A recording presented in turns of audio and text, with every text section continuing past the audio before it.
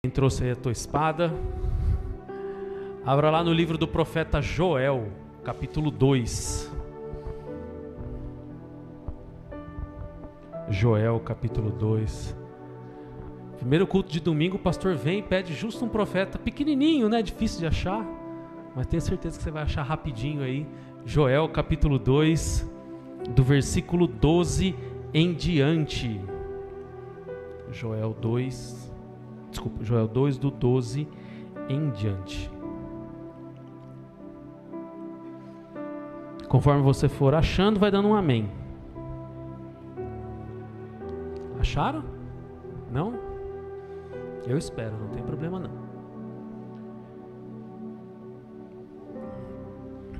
O texto é longo, eu vou tentar dar uma resumida. Vamos lá.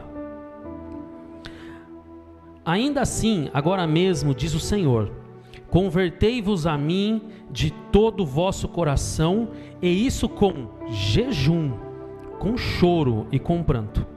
Rasgai o vosso coração e não as vossas vestes, e convertei-vos ao Senhor vosso Deus, porque Ele é misericordioso, e compassivo, e tardio em irar-se, e grande em benignidade, e se arrependa do mal. Quem sabe se não se voltará e se arrependerá, e deixará após si uma bênção, uma oferta de manjares de libação para o Senhor vosso Deus. Olha aqui, gente, esse 15. Tocai a trombeta em Sião, promulgai um santo jejum, proclamai uma assembleia solene, congregai o povo, santificai a congregação, ajuntai os anciões, reuni os filhinhos e os que mamam, saia o noivo da sua recâmara e a noiva do seu aposento. Chorem os sacerdotes, ministros do Senhor, entre o pórtico e o altar. Poupa o teu povo, ó Senhor, e não entregues a tua herança ao opróbrio, para que as nações façam escárnio dela, porque não há de dizer entre os povos, onde está o Senhor? Então o Senhor se mostrou zeloso de toda a terra, compadeceu-se do povo, e respondendo lhe disse, eis que envio o cereal, o vinho, o óleo deles serei fartos, e vós não entregarei mais ao opróbrio entre as nações. Mas o exército que vem do norte eu o removerei para longe, e vos lançarei em uma terra seca e deserta. Lançarei a vossa vanguarda para o mar oriental, e a sua retaguarda para o mar ocidental. Subirá o seu mau cheiro e subirá a sua podridão, porque agiu poderosamente. Não temas, ó terra, regozija-te e alegrai-te, porque o Senhor fez grandes coisas. Não temais, animais do campo, porque os pastos do deserto reverdecerão, porque o arvoredo dará o seu fruto, e a figueira e vide produzirão com vigor. Alegrai-vos, pois, filhos de Sião, regozijai-vos no Senhor vosso Deus, porque Ele vos dará uma junta medida de chuva, fará descer como outra hora a chuva temporã e a chuva serôdia, e as eiras se encherão de trigo, e os lagares transbordarão de vinho e óleo. Restituir-vos-ei os anos que foram consumidos pelo gafanhoto migrador, pelo destruidor, pelo cortador, o meu grande exército que enviei contra vós. Comereis abundantemente e vos fartareis, e louvareis o nome do Senhor vosso Deus, que ouve maravilhosamente convosco, e o meu povo jamais será envergonhado. Sabereis que eu estou no meio de Israel, e que eu sou o Senhor vosso Deus, e não há outro, e o meu povo jamais será envergonhado. E acontecerá depois que derramarei do meu espírito sobre toda a carne, vossos filhos e vossas filhas profetizarão, vossos velhos sonharão, e vossos jovens terão visões. Até sobre os servos e sobre as servas derramarei o meu espírito naqueles dias. Mostrarei prodígios no céu e na terra, sangue e fogo e coluna de fumaça.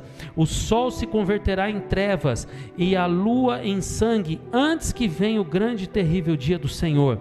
E acontecerá que todo aquele que invocar o nome do Senhor será salvo, porque no Monte Sião e em Jerusalém estarão os que foram salvos, como o Senhor prometeu, e entre os que sobreviventes, aqueles que o Senhor clamar. Até aqui, deu até sede. É longo, mas vai falar muito com a gente. Não sei se vocês perceberam, mas eu tentei dar ênfase nas vezes em que o texto fala sobre jejum. Você vê que no versículo 15, Deus está falando assim: façam jejum. Ele está mandando, façam jejum. Vou até ler de novo aqui. Tocai a trombeta em Sião, promulgai um santo jejum. E após isso, você vê que ele começa a falar que a perseguição, a fome e os problemas que estavam acontecendo daqui para trás começam a se transformar em bênçãos.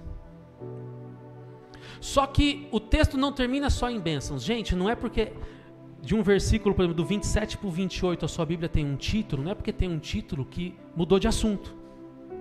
Não, isso não é uma regra. Esses títulos, epígrafes que nós vemos na nossa Bíblia, isso aí foi acrescentado para que nos ajude a entender. Nos originais, é um texto só, do começo ao fim. Então o texto continua, e aí nós chegamos aqui num versículo que eu tenho certeza que quase todo mundo conhece. Se não conhece, já ouvi falar. E acontecerá que derramarei do meu espírito sobre toda a carne. E ali ele começa a falar de coisas um pouco mais para frente. Olha no 31, que o sol se converterá em trevas e a lua em sangue. Se você está familiarizado um pouquinho em estudar o Apocalipse ou escatologia, você vai ver que são acontecimentos escatológicos, acontecimento do final dos tempos. Então esse texto, tanto ele está falando de uma coisa que estava acontecendo naquele momento, quando ele já entra numa promessa futura, mas tudo está vinculado e começa e muda a história deles quando o próprio Senhor pede: faça jejum. E hoje eu vim falar com vocês sobre jejum. Eu prometi e vou cumprir que o primeiro culto de domingo desse ano eu ia falar sobre jejum, porque no ano de 2024 agora, que está começando agora, gente, aqui nessa igreja nós vamos jejuar como nós nunca jejuamos. Mas pastor, eu nem sei como é que funciona, para que serve, qual a serventia, assim por diante. Tudo bem, não tem problema. Hoje você vai entender porque, como faz. E eu tenho certeza que eu vou revelar um negócio aqui para vocês, que está no texto, que alguns de vocês podem até cair para trás aí na cadeira. Então segura firme até o final da pregação. Gente, o que é jejum? Vou ser muito prático, menos teórico e mais prático. O que é jejum? Jejum é você se abster de alimentos. Mas pastor, eu já fiz jejum de Coca-Cola, de celular, de café. Tudo bem, você fez propósitos com Deus e tudo bem, não tem problema nenhum com isso. Mas jejum é você se abster de alimentos. Então que isso fique bem claro. Há regras para eu fazer jejum? Não necessariamente. A Bíblia em diversos pontos fala sobre Deus pedindo jejum e pessoas fazendo jejum. Mas você vê que muitos fazem jejuns diferentes. Não existe um padrão exatamente, se você tem que fazer isso, senão está fora da regra. Mas dentro dessas passagens que a gente vê, que estão escritas, a gente começa a tirar ideias. Então, como funciona um jejum? O jejum é um tempo que você vai deixar de comer, ok? Para se consagrar ao Senhor, com regras que você vai definir com o Senhor. Por exemplo, vamos imaginar, agora são 19h30. Vamos imaginar que eu fale assim: Senhor, vou fazer um jejum de 12 horas. E estou entrando em jejum agora, Senhor. E daqui em diante, até às 7h30 da manhã de amanhã, eu não vou comer nada. só vou beber água. Ou não vou comer e também não vou beber água. Por causa disso, disso, disso e disso. Então, eu combinei as regras antes. Tudo bem que um jejum agora até as 7h30 da manhã de manhã é muito fácil, né, gente? A maioria do tempo eu vou estar dormindo. Isso é café com leite. Mas, enfim, é a regra. Durante esse período de jejum, gente, jejum não é dieta, ok? Se você faz jejum sem oração, vira dieta. Não é para você emagrecer, é para você se consagrar. Então, que você possa tirar momentos desse jejum para você orar. Se você puder ouvir um louvor também, às vezes você está no seu trabalho ou não, às vezes um foninho de ouvido, alguma coisa assim, também. Quanto mais tempo desse jejum você dedicar ao Senhor, melhor. E aí no momento em que eu for sair do jejum, eu arrumo um cantinho e ali eu oro, agradecendo pelo jejum, porque o Senhor me sustentou e porque tudo deu certo até ali. E entrego o meu jejum ao Senhor. Então essa é a regra básica. Quanto tempo você vai fazer de jejum? Faça o máximo que você conseguir. Tem muita gente, eu conheço muita gente que faz da meia-noite ao meio-dia. Também é fácil, porque umas 8 horas você fica dormindo. Não tem problema. Não estou falando que é menos do que o outro. Mas o que eu estou querendo dizer? Se você fez hoje até o meio-dia, faça um outro depois até as 13 horas, uma horinha a mais. E no próximo, faça até as 14, 15, 16, 17, 18, meia-noite, 24 horas. E assim você vai crescendo nessa prática. Ninguém começa jejuando 40 dias. 20 dias, 10 dias, uma semana, 3 dias. Tudo você vai de pouco em pouco e você vai acostumando. Pastor, vou falar uma coisa que já aconteceu comigo. Mas eu estou no meio do jejum e de repente eu passei pela cozinha, vi algo tão gostoso e fiz assim, ó. E nem pensei, a hora que eu vi, eu pus na boca. Se der tempo de cuspir, gospe. Se você já engoliu, pede perdão ao Senhor e continua até o final. Porque foi uma coisa involuntária que você fez. Mas continue. Pastor, jejum faz mal para a saúde? Ficar sem comer faz mal? É verdade que aquele ditado que saco vazio não para em pé? Vou falar uma coisa para você, gente. Jejum faz muito bem para a saúde. Não é fácil, não. Mas faz um bem que vocês não podem imaginar para a saúde. Eu não vou ter tempo aqui de falar sobre isso hoje, sobre os benefícios da saúde, mas se você pesquisar um pouquinho no Google, gente, só um pouquinho, você vai entender. Tanto que a última moda aí com os nutricionistas e o pessoal de academia é jejum intermitente. Jejum faz bem, vocês não fazem ideia. Até câncer ele previne. Ó, que coisa maravilhosa. Então, criem essa prática de jejuar. Mas por quê? Calma que até o final vocês vão entender o porquê. Gente, a palavra do Senhor diz, olha que interessante. Eu prometo que daqui a pouco eu paro de ser técnico, tá? Eu só estou trilhando.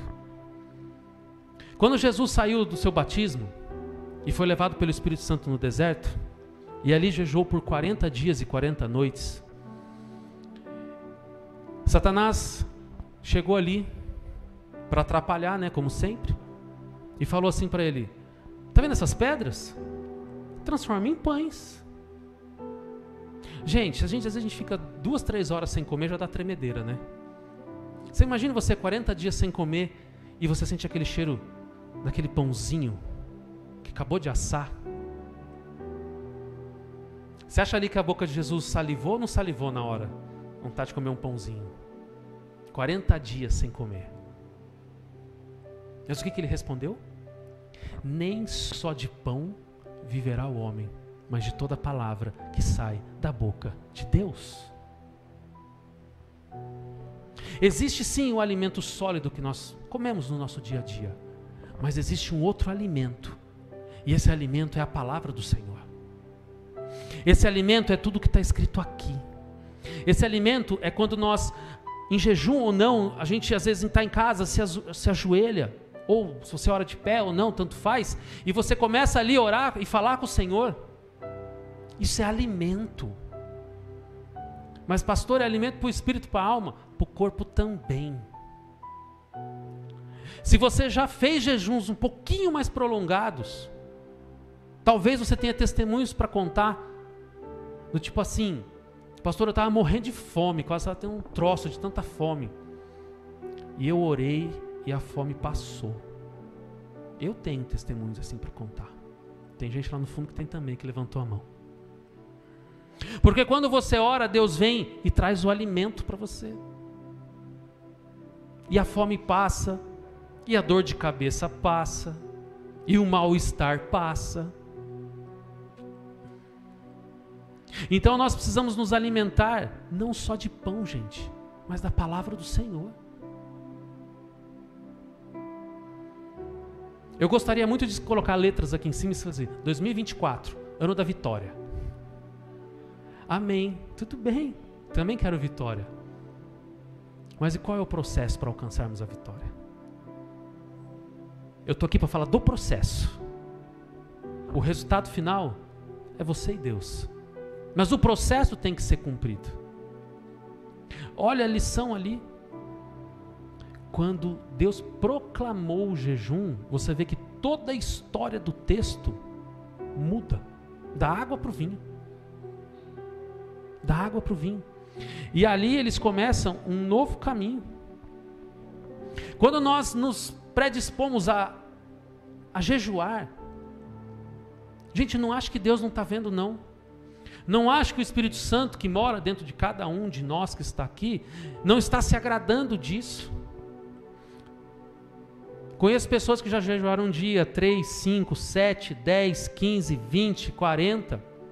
Você acha que isso é natural da carne ou você acha que isso é sobrenatural do Espírito? Você acha que é uma capacidade que alguns têm e outros não? Ou é uma capacidade que o próprio Espírito Santo coloca na pessoa? Deus não faz acepção de pessoas. Esse aqui eu vou dar mais capacidade, esse aqui eu vou dar menos capacidade. Não, Deus dá as mesmas capacidades. Mas quando nós estamos dispostos a fazer algo para Deus, o próprio Deus capacita para que essa pessoa consiga fazer. Então, se você está se predispondo a fazer jejuns que pode começar pequenos, lembre-se, quem é fiel no pouco? Vocês sabem continuar? Quem é fiel no pouco? Sobre muito te colocarei. Mesmo que você comece num jejum pequeno, Deus já está olhando, opa, está interessado. E se você começa a aumentar isso, Ele vai começar a te capacitar para te colocar em jejuns maiores. É só uma questão de você dar um passo e fazer. É só dar um passo, é só sair da inércia. Gente, vamos ser sinceros. Vamos ser bem sinceros. Se você não consegue resistir um prato de comida, você vai resistir às obras do maligno? Você não consegue resistir a um brigadeiro depois do almoço? Você vai resistir às obras de Satanás? Não se engane. Não se engane. Porque o jejum, ele não serve para matar o seu corpo, a sua vida. O jejum serve para matar a sua carnalidade, o que é totalmente diferente. A nossa carnalidade quer tudo do bom e do melhor. Nossa carnalidade quer tudo que é ruim. Tudo que é viciante. Mas quando nós entramos em jejum, é um exercício mental de dizer não a esse tipo de coisa. Não, não quero, não, obrigado, não, não vou fazer. E é interessante que quando você entra em jejum, parece que até quem você não conversa te oferece comida. Todo mundo resolve te oferecer comida, doce, tudo que você não pode comer. Parece que você passa na rua, você sente o cheiro da sua comida favorita. Onde você vai, você sente aquele cheiro daquela comida. E ali, você tem que começar a trabalhar esse tipo de coisa dentro de você. Eu vou te dizer, eu falei isso para algum obreiro esses dias aqui. O jejum está mais aqui dentro, numa guerra mental, do que propriamente no físico. É você empoderado da capacidade que o Espírito Santo te deu de falar não, dizendo não à comida, não ao doce, não ao que você propôs a fazer por um tempo determinado. Então comece a usar isso e comece a criar uma prática de jejum. Quantos jejuns você fez em 2023? Eu fiz um jejum. Faça-me o favor. Um jejum em um ano? Crie uma prática de jejuar. Eu vou ficar de jejum uma semana, vou ficar morrendo deitado na cama. Não. Faça então um jejum menor toda semana. Façam lá de 12, 14, 16, 24 horas, sei lá, uma vez por semana. Faça esse bem espiritual para você e faça esse bem para a sua própria saúde também. E vamos andando. Sempre que você faz um jejum, você começa a matar então a sua carnalidade. Todos os seus anseios que querem pecar, todos os seus anseios que estão dispostos a flertar com as coisas que Satanás coloca no teu caminho. Lembra quando Paulo fala que há uma guerra entre carne e espírito? Quando você está jejuando, você está matando essa carne que está em guerra com o espírito. Então quando você jejua, você está catando a sua carne, botando ali embaixo. E quando você coloca a sua carne lá embaixo, quem aparece? O teu espiritual. Você fica mais sensível espiritualmente. Você fica mais leve. Você fica mais conectado com as pessoas e com as coisas de Deus. Sua visão, sua cosmovisão das coisas mudam. Muitas vezes aquela insensibilidade de ver uma pessoa sofrendo, você fica mais sensível. Quando você vê algo de triste, você se entristece junto. Mas quando a sua carnalidade está lá em cima, você vê alguém entristecido e fala, coitado, né? Azar dele. E segue sua vida. Então a sua maneira de enxergar a vida muda completamente quando um está mais alto, o outro mais baixo, ou quando essa balança começa a estar invertida. Quando o seu espiritual está mais alto, coisas espirituais começam a ter mais valor do que coisas carnais. O amor começa a ter muito mais valor do que posses. Pessoas começam a ter muito mais valor do que qualquer outra coisa. Simplesmente a companhia de alguém começa a valer mais do que o que aquele alguém pode dar para mim. O jejum muda completamente a sua visão de mundo, espiritual e físico. E eu pergunto, por que algo tão maravilhoso assim, a gente faz tão pouco? Porque parar de comer dá fome. Só por isso. Mas isso vai mudar a partir de hoje. Porque vocês vão entender um propósito espiritual muito grande que há por trás do jejum. E isso eu tenho certeza que vai mudar assim drasticamente algumas coisas. O jejum é uma prática religiosa muito antiga. A Bíblia se a gente pegar lá em Êxodo já começa a falar sobre isso. Gênesis não, mas de Êxodo para frente começa a falar sobre jejum. Mas é um assunto extremamente incompreensível. É um assunto que as pessoas não compreendem muito bem. Eu já cansei de ouvir, para que você faz jejum? Para que esse sacrifício?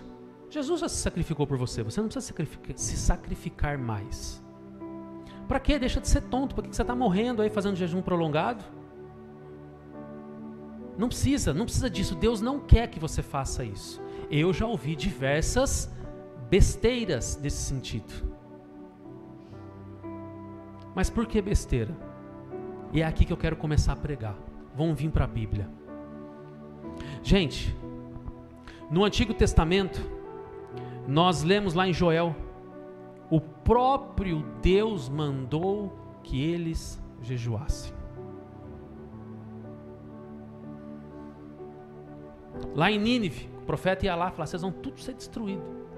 O que eles promoveram? Um jejum. Até os animais, coitadinhos, ficaram sem ração. Entraram no jejum junto. E Deus poupou Nínive. Esther jejuou. Tantos outros jejuaram. Os fariseus jejuavam 2 vezes por semana, segundas e quintas-feiras. Mas deixa o fariseu para lá, que eles eram meio hipócritas. Jejuavam só para aparecer, queriam ser aparecidos. Tantos jejuavam. E aí, chegamos no Novo Testamento. E algumas pessoas falam assim, não, esquece esse negócio aí, isso é da antiga aliança. Não precisa jejuar não. E aí, olha que interessante. Quando nós chegamos, Renan, coloca aí na tela, Atos 6, 16 a 18.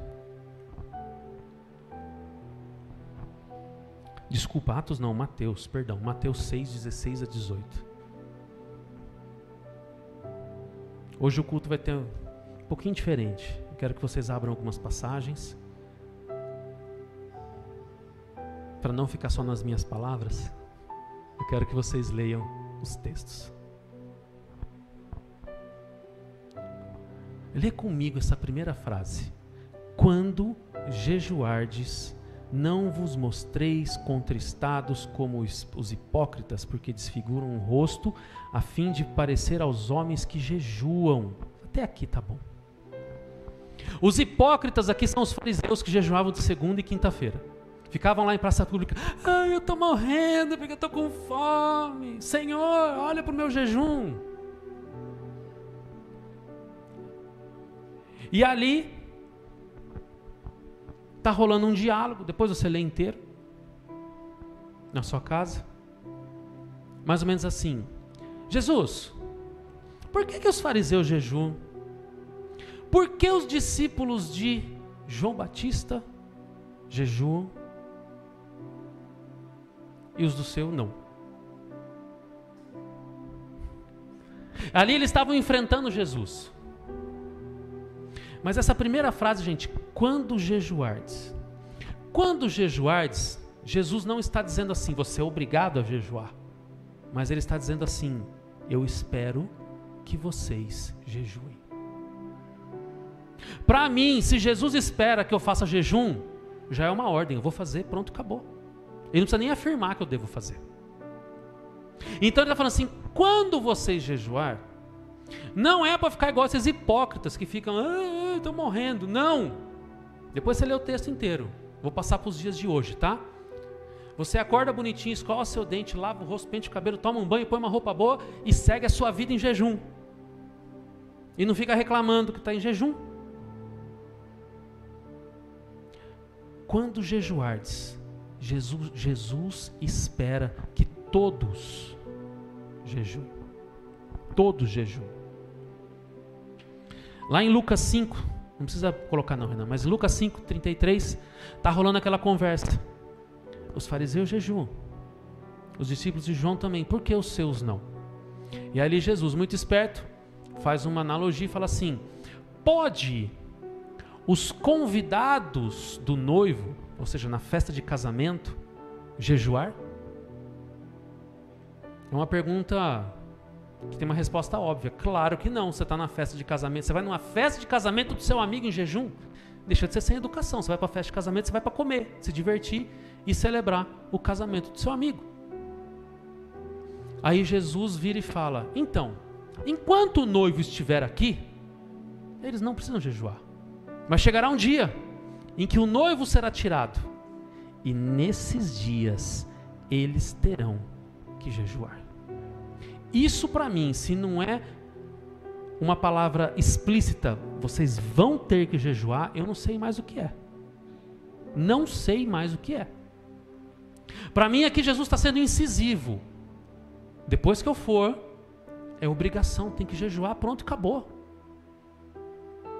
Então, se estava faltando um incentivo, está aí um incentivo para que você pratique o jejum.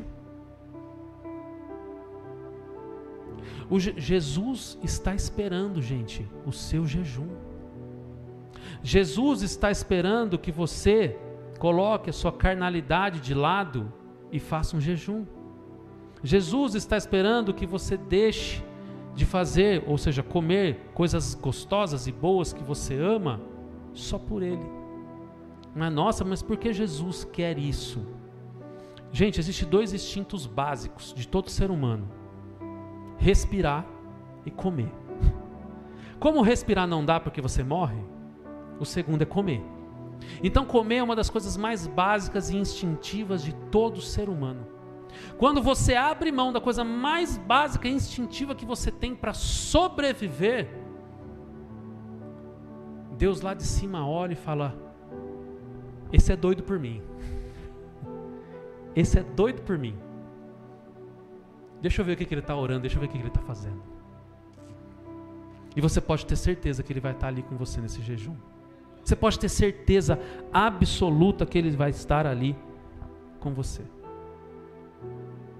Se não bastasse a gente ir para o Antigo Testamento, se não bastasse a gente ver as palavras de Jesus, Renan, abre lá em 2 Coríntios 6,4. Vamos para os apóstolos, porque se falta embasamento bíblico, vamos dar hoje. Toda boa doutrina a gente pega no Antigo Testamento, nos Evangelhos e nas cartas. Vamos lá. Pelo contrário, em tudo recomendando-nos a nós mesmos como ministros de Deus, na muita paciência, nas aflições, nas privações, nas angústias, nos açoites, nas prisões, nos tumultos, nos trabalhos, nas vigílias e no quê? No jejum. Os discípulos também jejuavam. Está faltando estímulo ainda?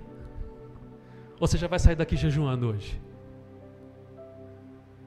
O jejum é uma ferramenta fantástica, gente, fantástica. Mas a gente pode ainda falar assim, porque tem gente que é incrédulo, né? Tem gente que, vou falar para você, que é difícil. Ah, mas eles eram apóstolos, era mais fácil. Jesus também era quase um super-homem, né? Por isso que ele foi 40 dias de jejum. Tem gente que é assim, gente, que é difícil mesmo. Tem um cara, esse cara, ele escreveu coisas muito bacanas.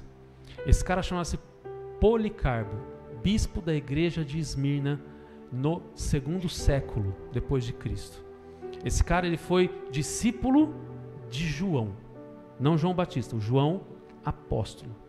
E olha o que esse cara escreveu, que coisa interessante, gente. Vamos, portanto, abandonar a vaidade da multidão e seus falsos ensinamentos, e voltar à palavra que foi transmitida desde o início, vigiando em oração e continuando firmes na prática do jejum. Ó, os pais da igreja, os discípulos dos apóstolos, também jejuavam. Existem diversos escritos desses pais da igreja no século 2, 3, 4 e até no 5º século, falando que a prática do jejum era normal entre eles. E eles jejuavam pelo menos 2 vezes por semana. Não estou criando regra dizendo que você tem que jejuar 2 vezes por semana igual eles. Não é isso. Eu só estou te estimulando e mostrando que isso era algo normal. E por que a gente não faz? Por que isso se perdeu ao longo do tempo? E a gente parou de fazer isso. E agora a gente é obrigado a ver que a ciência está provando que jejum faz bem para a saúde. A gente é obrigado a ver vídeos o dia inteiro nesse Instagram da vida, falando sobre jejum intermitente, jejum disso, jejum daquilo, que jejum é bom, que é saudável, não sei o quê, enquanto a Bíblia já fala disso faz mais de 2000 anos. Por que muitas vezes a gente escuta a ciência e ignora o que está aqui nas páginas do nosso livro? Às vezes a gente faz umas coisas que não dá para entender. E o interessante... pega um pouquinho para mim. O interessante é que isso não está só nas páginas do passado. Agora eu quero chamar vocês a olhar para um futuro. Presta muita atenção no que eu vou falar, senão você vai se perder no que eu vou explicar. Mas não é um futuro tão distante assim. É um futuro que está logo ali. Se você fizer assim com a vista, você enxerga. Olha que interessante. Renan, abre lá em Atos 3, obrigado, 19 ao 21. Atos 3, 19 em diante. Hoje está sendo quase um culto de ensino, mas a ideia era essa mesmo, tá?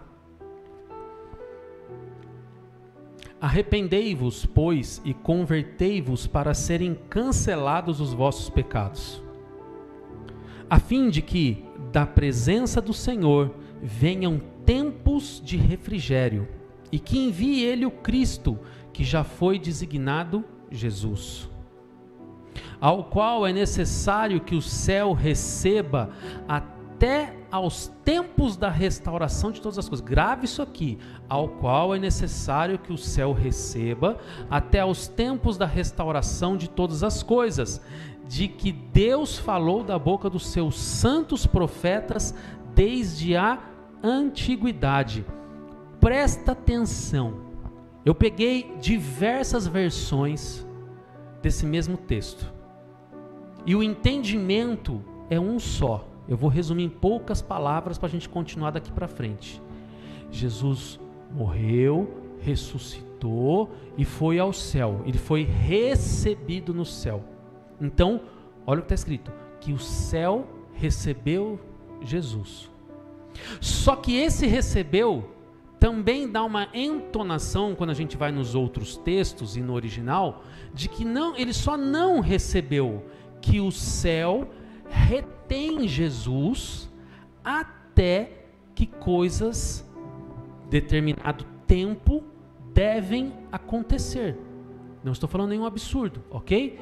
Ou seja, então Jesus está no céu, retendo Jesus, ele está lá quietinho, até que determinadas coisas, dentro de um determinado tempo, aconteçam aqui para que ele possa voltar, ok? Sinais na terra, prodígios. Lembra no começo que eu li?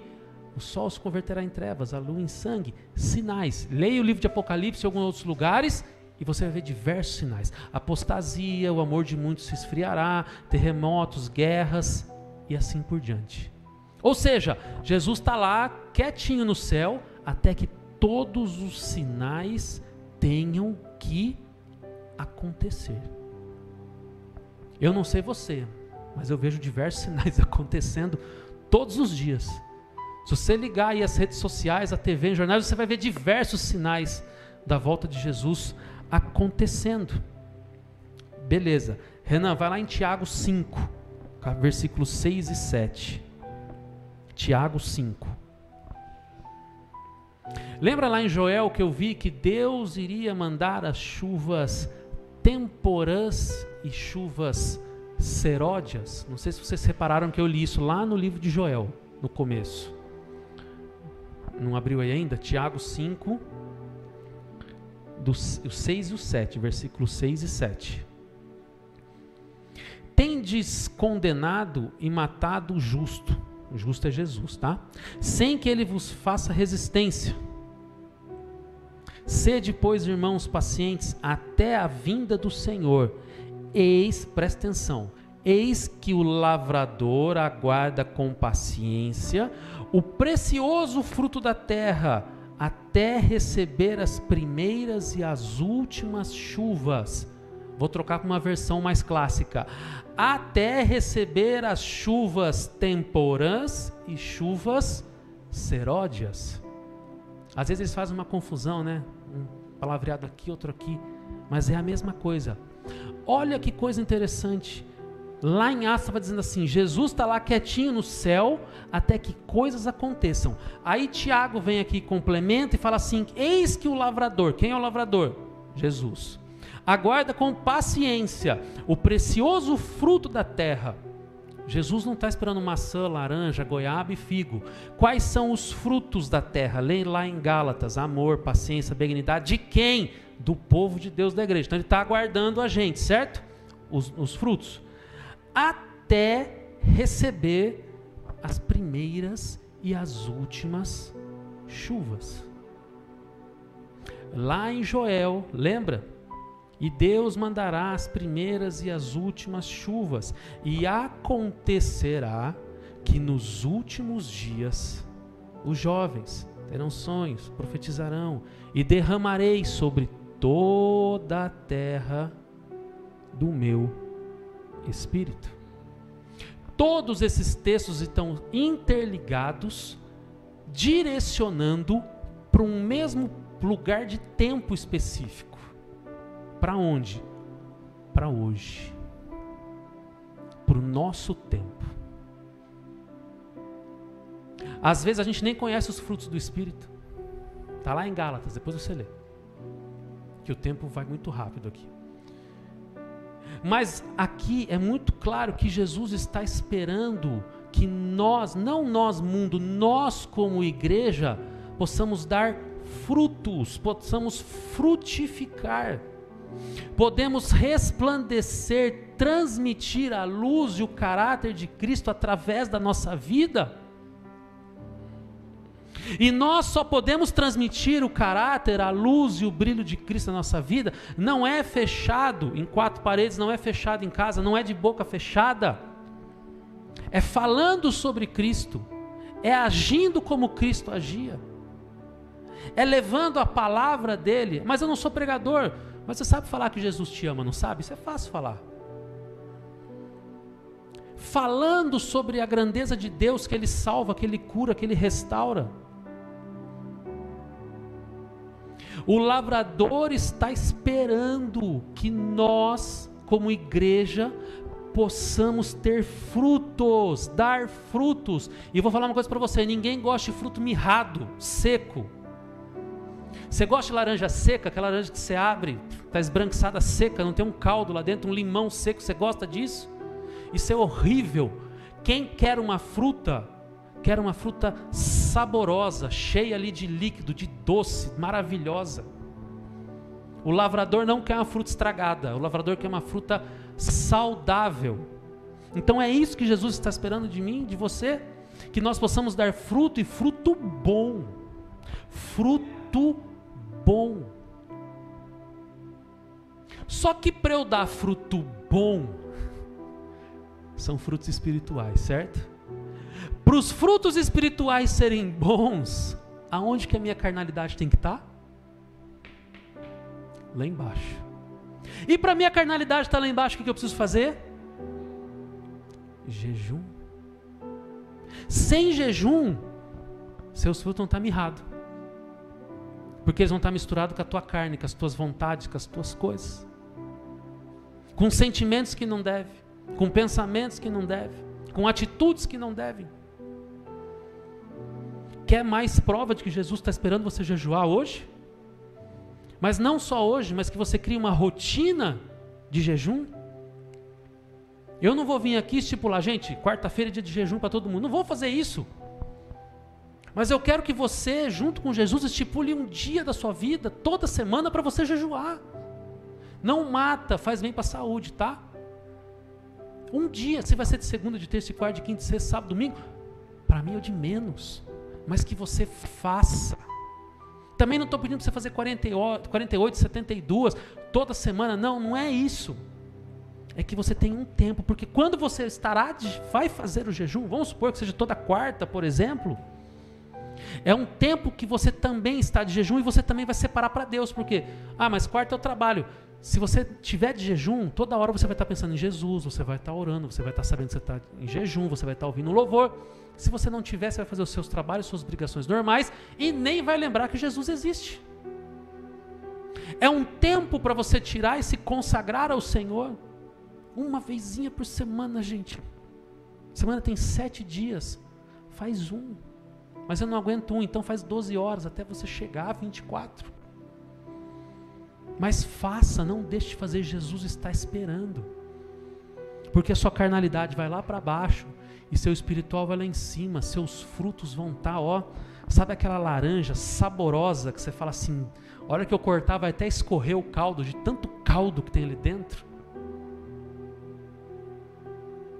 E você acha que terminou aqui? Não terminou não, tem mais algumas coisas ainda para te falar. Olha que interessante o que eu vou falar agora. Eu vou até tomar uma água. Imagine uma linha do tempo na sua cabeça. Imagine que você é um lavrador agora. Você tem um pedacinho de terra e você planta limão. Limão. Eu gosto muito de limão. Inclusive tinha um pé de limão numa casa que até hoje eu não acredito que aquele pé não está lá. Mas aquele pé de limão era uma benção, porque dava muito limão. Minha mãe está aqui e não me deixa mentir. Ela não gosta, mas eu gosto. Imagine que você vai plantar limão, certo? E aí na linha do tempo, você começa a pensar assim, e nós moramos todos em Israel, olha que chique, a gente não está no Brasil, a gente está em Israel. Lembre-se que Israel é hemisfério norte, nós estamos no sul. Então enquanto aqui é verão, lá é inverno, é o inverso, ok? Primavera, outono e assim por diante. Então vamos imaginar que nossa linha do tempo começa em junho, mês 6. Frio aqui, mas calor lá. Mas lá não é um calor qualquer, é um calor de rachar mamona. Então o solo está duro e seco, porque não chove. Outro detalhe importante, aqui no verão chove, essa época do ano é verão e chove. Lá também é o contrário, lá no verão é seco, não chove. Então a terra está esturricada, não adianta plantar nada que não nasce. A não ser que você seja um lavrador de cactos, entendeu? Mas fora isso, não vai nascer praticamente nada lá, porque é quente e seco. Mas os meses vão passando, mês 6, mês 7, mês 8, mês 9. No mês 10, começa a mudar a estação. E essa estação traz as primeiras chuvas do ano. As chuvas temporãs. E essas chuvas temporãs começam a molhar a terra. Ó, fica mais fácil você pegar uma enxada e começar a trabalhar a terra molhada, mais úmida, para você começar a plantar. Então as primeiras chuvas são muito importantes para que você possa começar a plantar lá a sua sementinha para dar frutos. Ok? Então você, lá no mês 10, você começa a plantar. Só que no mês 11, a chuva diminui muito, essas primeiras chuvas param. E começa uma época mais de frio, aqui é calor, lá é frio, certo? E meio que espaçado, de vez em quando chove. Mas é frio. Janeiro, dependendo da região, pode até cair neve. Mas tudo bem, mas chove pouco, mas a plantinha está lá, crescendo bonitinha. Por volta do mês de março, o seu pé de limão já está lá com aqueles limõezinhos bonitinhos assim. Só que os bichinhos estão tudo seco, porque não está chovendo. Por que eu dei o exemplo do pé de limão que tinha lá em casa? Uma semana sem chover, os limões estavam tudo assim. Choveu hoje, amanhã os limões estavam desse tamanho, gente, gordo, de tanto suco que tinha lá dentro. Choveu num dia, no outro os bichinhos estão gordinhos já. No mês 4, mês de abril, vem a chuva seródia. E quando a chuva seródia cai, corre para a colheita, porque os frutos estão maravilhosos. Até o mês 5. E no mês 6 para de chover de novo e tudo começa a acontecer de novo. Então a chuva seródia, ela tem que vir para que esses frutos estejam assim saborosíssimos, cheios de caldo. Da mesma maneira que Jesus espera que os seus frutos sejam. Olha que coisa interessante isso. Por que eu contei essa historinha do lavrador para vocês? Volta lá em Joel 2.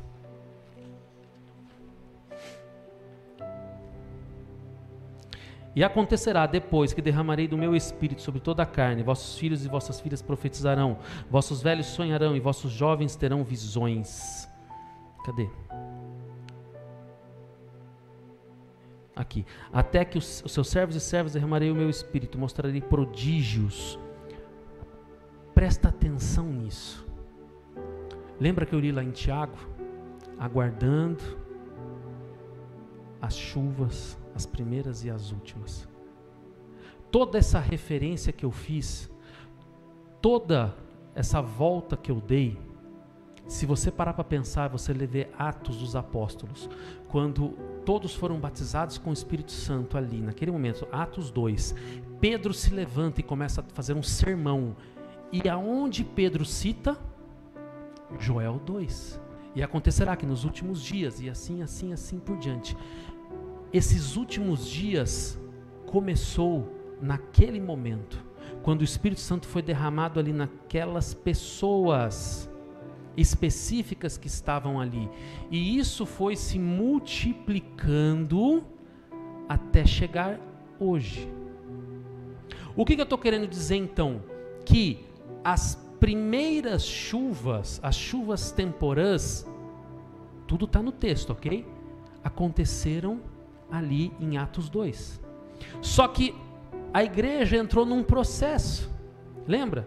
O frio, às vezes chove, às vezes não chove, às vezes cai uma gotinha, às vezes não cai uma gotinha. E assim foi acontecendo desde 2000 anos para cá. Incrivelmente ou não, dentro desses 2000 anos, durante uns 1000 anos, a gente chama de idade das trevas. Olha que interessante, não existe nenhum registro escrito sobre o agir do Espírito Santo durante 1000 anos. Pode ter acontecido? Pode, mas não está escrito. Ou seja, até o ano, século 3, 4, 5, lembra dos pais da igreja? Que eles jejuando, tinha manifestações. Dali em diante, nada escrito. De repente, século 16, reforma protestante, uma nova guinada espiritual começa a acontecer. O que aparece de novo? Manifestações do Espírito Santo. E o negócio continua, devagarzinho, tá? Sabe aquela chuvinha que cai, um chuvisco aqui, outro ali, tá? Mas começou a ver o sinal de chuva. Sabe assim, eu vejo uma pequena nuvem do tamanho da mão de um homem, mas esse é o sinal que vai chover? Foi mais ou menos assim. Quando de repente chegamos no século 20,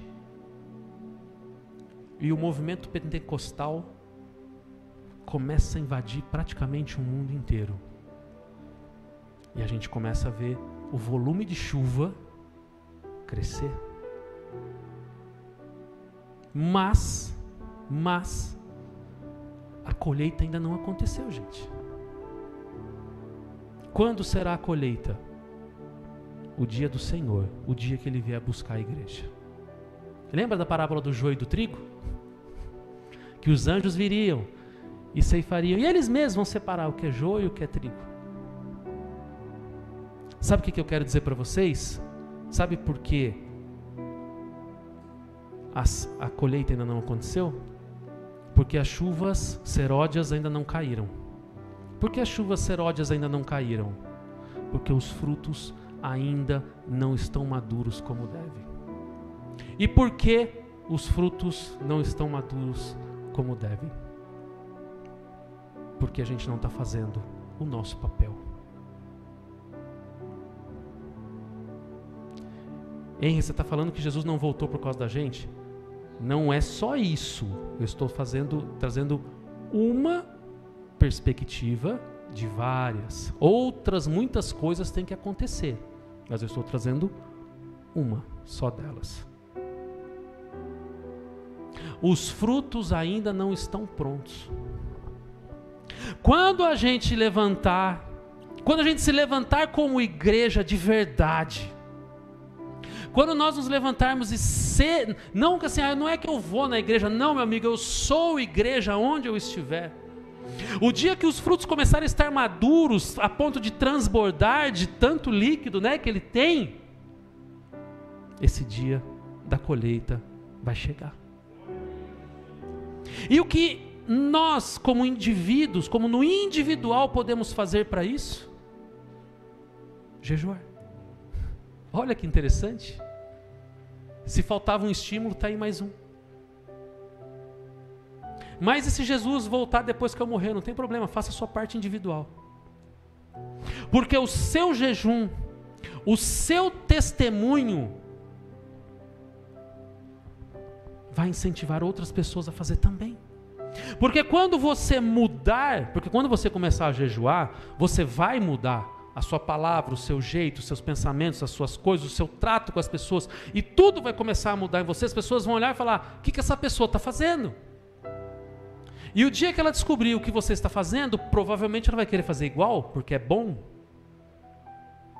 E isso vai se multiplicando, multiplicando e multiplicando.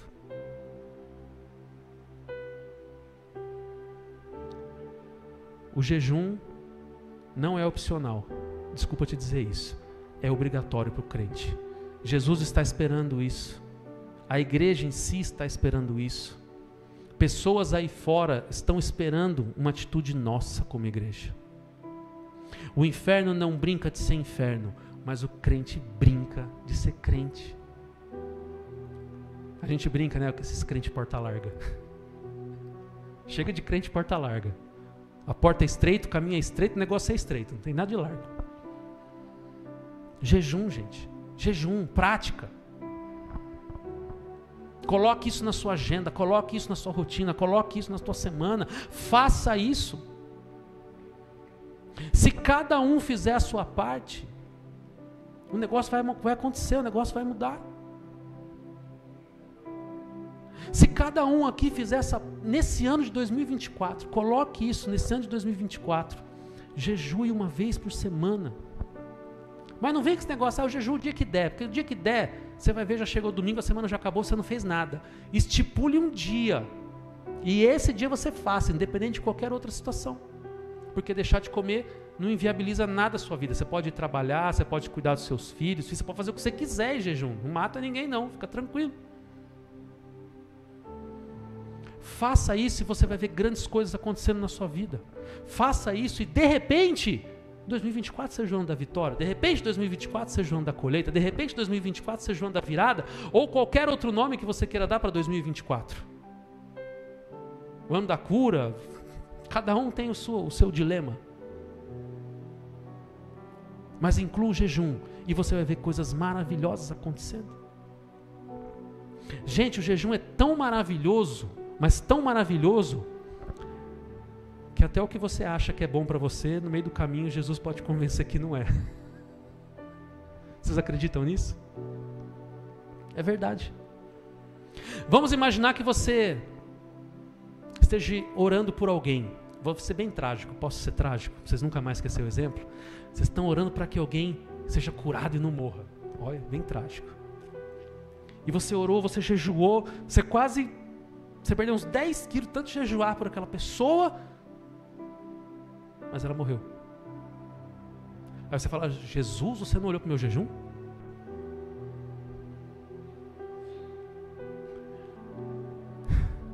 O jejum não vai mudar Deus. O jejum vai mudar você mesmo. Ele vai te deixar tão sensível às coisas espirituais que você vai começar a entender os propósitos de Deus e não a sua própria vontade. Jejum é magnífico. Jejum é maravilhoso. Vou contar um testemunho pessoal. Pastor, quando eu estou de jejum, eu posso contar que eu estou de jejum? Tem gente que fala assim: se você contar não vale nada, tá? Você perdeu o jejum se você abrir a boca. Calma, não é bem assim. O problema não é você contar que você está de jejum. O problema é você contar que você está de jejum para tirar vantagem. Eu sou o cara, eu sou mais religioso que vocês, que são aqueles hipócritas que Jesus estava lá criticando. Agora, se você conta que você está de jejum para incentivar pessoas a jejuar também, beleza, não há problema nenhum.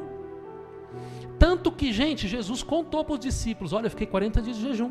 Não tinha nenhum discípulo lá, estava só ele, o Espírito Santo e no final Satanás para atrapalhar. Como é que os discípulos sabiam que ele estava lá para poder escrever? Porque ele mesmo contou. Então não é pecado contar. No dia 31 desse ano, nós fizemos a ceia e eu entrei em jejum. E eu entreguei esse jejum agora, ontem. Estou com cara de doente? Estou com cara de quem está morrendo? Estou com olheira funda? Essa camisa não estava servindo, olha que benção. Hoje entrou, fiz de propósito. Gente, 5 dias não mata ninguém não. Não mata. Fica tranquilo. Estou aqui com prova viva disso. Estou falando para me gabar? Não. Estou falando para te incentivar. Para te mostrar que é possível, que é real. Outros obreiros também fizeram 3 dias essa semana. Outros fizeram 48 horas. Cada um teve aí o seu porquê e porquê como fez. Mas todos fizeram jejum. Ou maioria. E tá todo mundo bem aí, ó. Todo mundo com cara de feliz, mais magrinho. E para finalizar, que eu já falei muito. Pastor, posso fazer jejum pelo que eu quiser? Pode. Pessoas, campanhas, bens. Mas entendam que isso não é prioridade. Isso é secundário. A prioridade é consagração a Deus. É jejum para Deus. O resto é tudo resto. Entendeu? Se você quiser aproveitar o pacote, Senhor, esse jejum é do Senhor para me consagrar, Senhor. Mas também se o Senhor puder me ajudar nisso, se o Senhor puder me ajudar. Isso tudo é opcional. Entendeu? Pacotão que entra lá no resto. Mas faça jejum para Deus, para se consagrar a Deus. E vocês vão ter um ano de 2024 maravilhoso. Tenham certeza disso. Recebam essa palavra. Esse culto foi praticamente um culto de ensino, né? Se você gostou do formato desse culto, vem às quartas-feiras. Todo culto de quarta tem esse mesmo formato que teve aqui hoje.